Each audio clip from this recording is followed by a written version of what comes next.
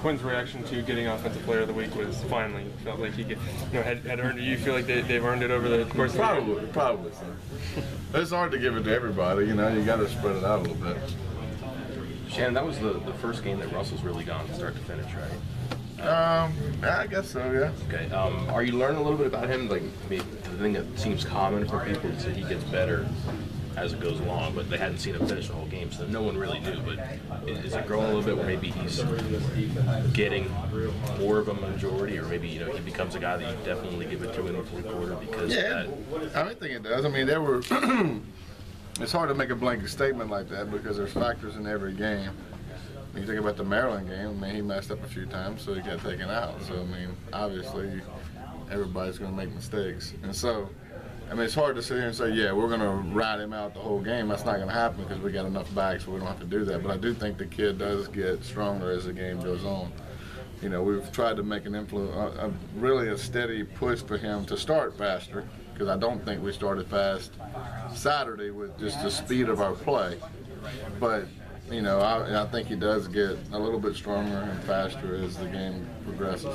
Here's the really unfair question. If you have that guy, right, who gets in the lather and he starts running really well, but you have a bunch of running backs you want to sprinkle in, and you have to do both. I get that. You don't have to do both. You don't have to do anything. But you want to, though, right? Yeah, you want to, but I mean, if the guy's that hot, then, I mean, at some point, his fuel is going to run out. I mean, at some point, you want to keep guys healthy for the fourth quarter, too. So, I mean, you can't just run a guy into the ground. I mean, that's the beauty of having 3 or 4 guys that you can put in there. So, we need to continue doing that. Shannon, I'm sorry if this has already been asked. I'm a little late to the interview here. That's right.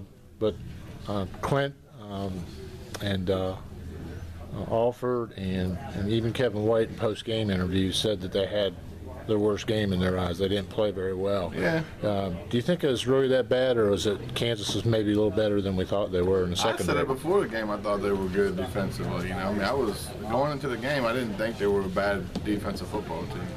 I think their corners are as good as any corner we've played this year, which says a lot. We've played some pretty good corners.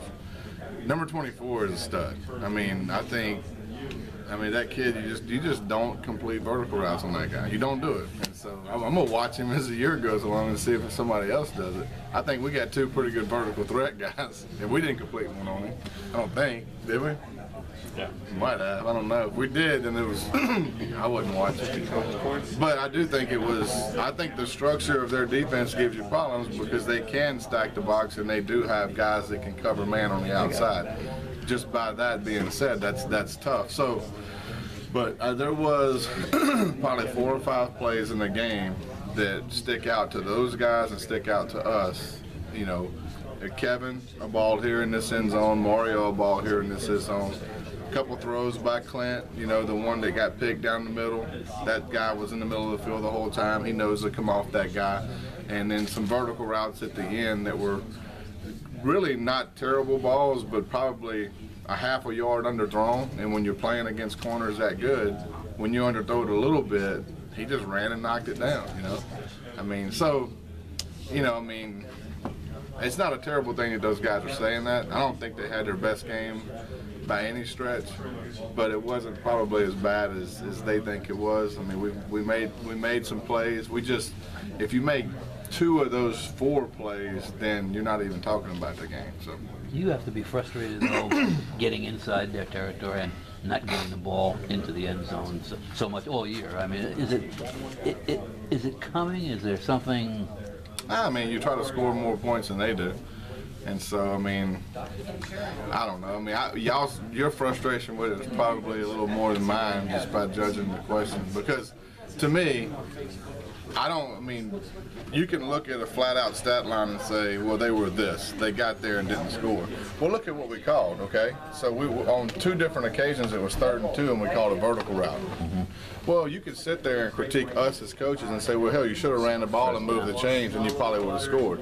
Well, they were playing man coverage, and we dropped the ball.